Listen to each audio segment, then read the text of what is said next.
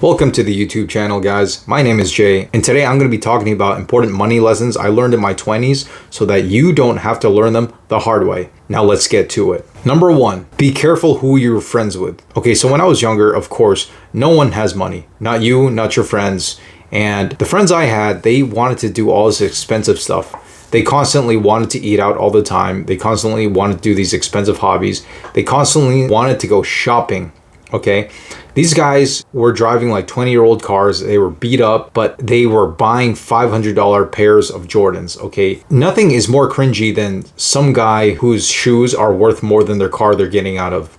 You know, it's just really embarrassing. What ends up happening is these types of people, they try to influence you. They try to pressure you actually to keep up with them. Now you feel like you need to buy the clothes. You feel like you need to go on these trips. You feel like you need these shoes. You got to be eating out these restaurants just for the pictures to post on Instagram. I promise you, these guys, they'll have you broke. And I'm not saying it's bad to be around these people. The problem is they want to look rich. They don't actually want to be rich. Okay, so it's fine if you want to hang out with these friends once in a while, go out to eat, whatever, but on a constant daily basis, it's not good for you. Okay, number two, don't take unnecessarily loans out. I'll give you an example. Me, I don't have any loans. I am debt-free as a 29-year-old. It's an amazing feeling. I feel like I can breathe. Versus I used to work with this coworker. He's retirement age. He's like 62 years old or something. And this guy, he doesn't have any retirement money at all. He's still renting an apartment and he's 20 grand in debt. This guy has been using his credit card religiously, and it's gotten to the point where it's snowballing in the wrong way. It's getting to the point where it's difficult for him to pay month to month. Okay, because for years he's only been paying the minimum, which is what, like $45 on a 23% interest. He's losing money. Chances are, guys, if you can't afford it with cash, then you cannot afford it at all. Okay, this goes for cars, this goes for food, this goes for technology, anything. If you can't afford it, just don't swipe. Okay, it's stupid. When I was young, when I first got my credit card, I spent maybe a few $100s and I was terrified to see that number. I'm like, what do I do? What happens if I don't pay this? Is someone going to show up at my door? Okay, I had that fear inside of me. So the first thing I did was set up an account on my phone and then just paid it off and not deal with it anymore. And the beauty of the first credit card I got was it had a very low credit limit. And I will say this to anyone who wants to take out a loan, just at least bare minimum, do yourself a favor, have a low ceiling. That way it forces you to live within your means if you really need to take a loan out. Okay, moving on to number three, have cheap hobbies. Okay, there's plenty of cheap hobbies out there, okay? I live in Southern California. I'll just go to the beach if I want. I'll just go on a hike. I'll make some food because it's a lot cheaper than going to restaurants every day. Heck, even playing video games, it's completely not productive at all. But hey, at least you're staying at home and just saving money and enjoying yourself. And you want to be careful when you're going on social media, okay? Because you're going to be distracted by a lot of different things, okay? People are going to be into building computers, which is expensive. If you want to build a good rig, it's going to be thousands of dollars. You're going to see a bunch of cars, okay? Car hobbies, those are not cheap. Modifications, tires, a track pass, that is not cheap at all. There's plenty of stuff you can do for cheap, guys. Heck, you can even just watch movies at home. I mean, you're enjoying the comfort of your home and you're saving money. What else could you want more? Number four, guys, this is actually important, and it's to not be broke. And I'll give you an example. Let's say you're driving an old car and you're due for an oil change, but you have $0 in your bank account. You can't afford to pay $150 for an oil change. So you just drive the car for the next 5 months, going to work, going to your mom's, whatever, driving the car, and that oil is just super old. It's not as good quality as it was before. So what ends up happening is your car breaks, your engine breaks from that bad oil that's left in there.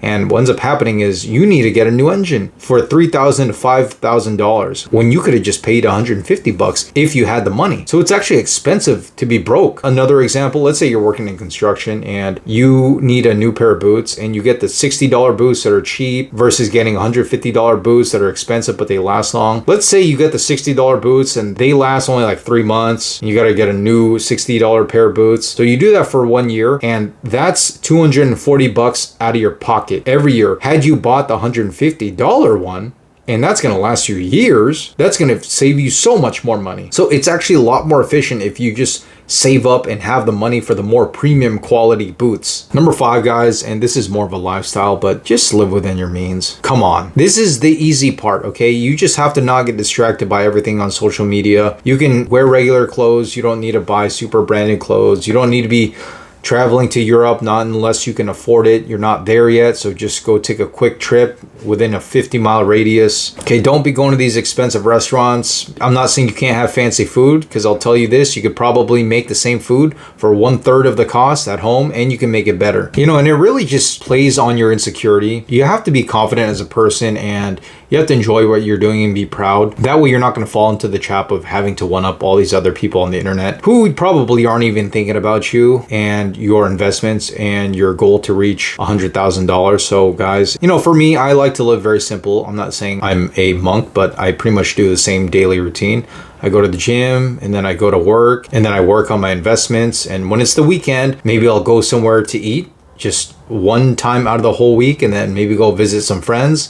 And I have a good time, and I didn't spend too much money, and I'm investing in my future, and I'm happy with myself at the end of the day and feel like I don't need to one up someone else. Number 6, guys, use cash if you can. Yes, I know it's a bit old school, but here's the thing. They did a study. When you use credit cards, you actually don't feel the pain of losing money, because here's the deal. Okay, when you want an item, you have to physically you have to physically give them your money, you at a loss, in order for you to receive something, okay? You're feeling the pain of loss. But here's the thing with credit cards, okay? When you're receiving the item, you give them your credit card, guess what? You get the credit card back. You don't feel like you're at a loss. That card is back in your hands.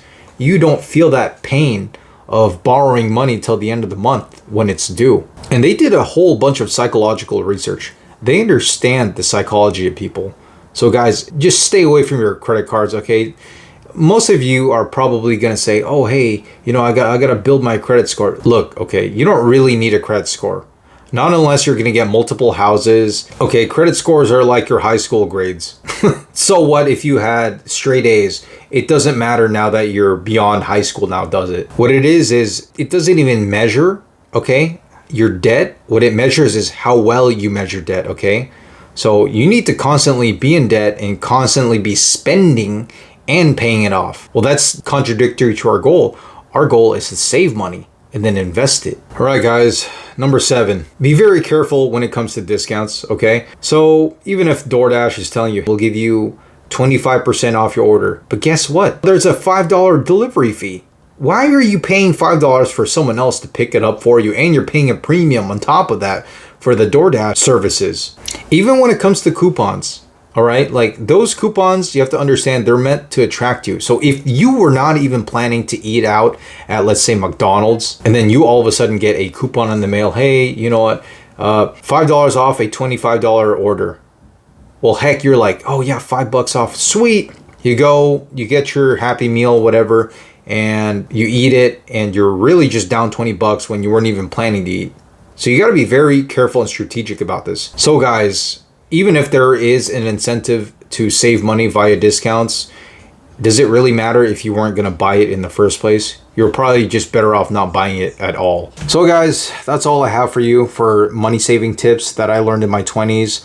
I'll come out with a part 2 some other time, but I strongly suggest that you note all of these and then you actually practice them. You're also probably wondering why I'm wearing sunglasses and a hoodie. Well, that's because I'm disguising who I am. Perhaps once I reach my goal to $100,000, that's when I'll do a face reveal, but we'll see. So if you like this content and you want to make it to $100,000 and you just want to be overall better with finances, I strongly suggest that you like and subscribe to this channel to see more content. And as always, guys, let's get that money.